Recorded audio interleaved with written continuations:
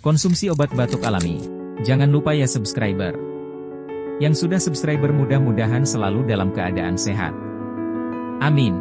Beberapa bahan atau obat batuk alami yang bisa Anda gunakan untuk menghilangkan batuk, antara lain teh madu dan irisan lemon. Bahan ini juga dapat membantu meredakan hidung tersumbat dan melegakan tenggorokan.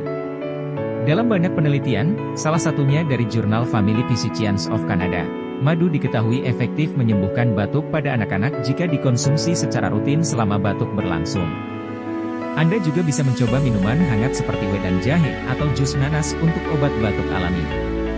Buah nanas mengandung senyawa bromelain yang bersifat anti radang dan mukolitik, yaitu membantu tubuh memecah dan mengalirkan lendir yang menghambat tenggorokan.